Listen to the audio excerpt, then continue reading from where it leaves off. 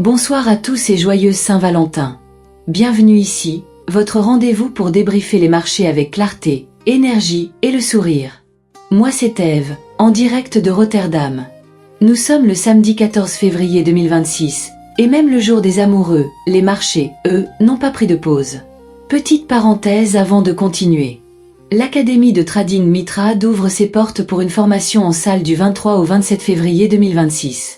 5 jours intensifs pour approfondir votre compréhension des marchés, structurer votre plan de trading et passer au niveau supérieur.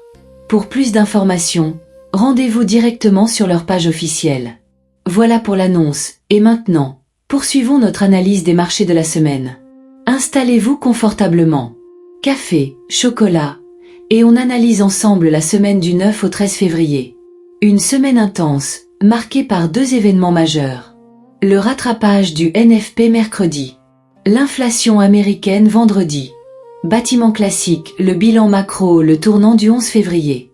Mercredi, le rapport NFP de janvier affiche plus 130 000 emplois.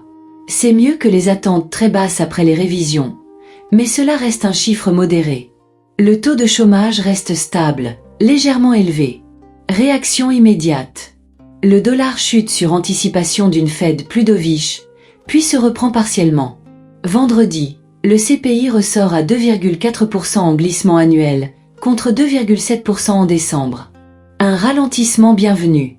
Le corps reste un peu ferme, mais l'ensemble confirme une désinflation progressive. Conclusion macro. L'inflation ralentit, mais pas suffisamment pour ouvrir la porte à des baisses de taux massives. Le marché revoit ses attentes. Le dollar respire, sans redevenir dominant. Classement des devises, les gagnants et les retardataires euros plus 0,95%. Grand gagnant de la semaine. Euro USD s'installe au-dessus de 1,19. Soutenu par un Centix solide et la faiblesse relative du dollar. L'euro mène la danse. Plus 0,60%. Le yen montre du caractère. Après une chute post-électorale au Japon, il rebondit fortement sur flux refuge. Le risk-off lui profite. AUD plus 0,45%. La RBA reste hawkish avec des taux à 3,85%. L'OSI tient bon et surperforme dans l'univers commodity. Moins 0,35 $ américains pour cent. Le DXY termine sous 97,50. Pression post-NFP. Soulagement modéré après CPI. Le billet vert n'est plus intouchable. GBP moins 0,20%. Toujours fragile.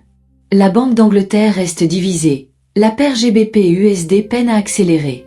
CAD moins 0,40%. Pénalisé par un pétrole plus faible et des données emploi mitigées. NZD plus 0,10%. Soutien technique, mais peu de dynamique propre. Focus marché médaille d'Aurore, XAU-USD.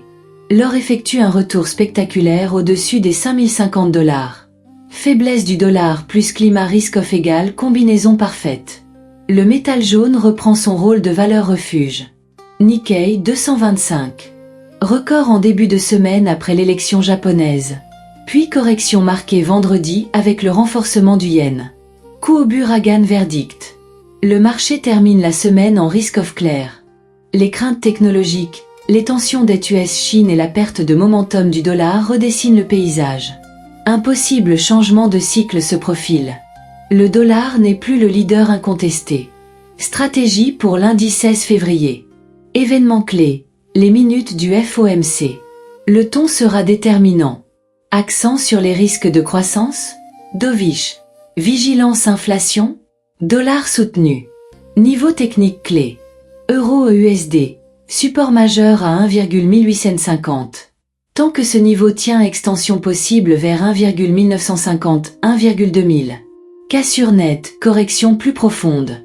Encore une fois, joyeuse Saint-Valentin. Profitez du week-end, rechargez les batteries, et revenez lundi prêt à lire le marché avec lucidité et discipline. Tradez malin. Tradez structuré.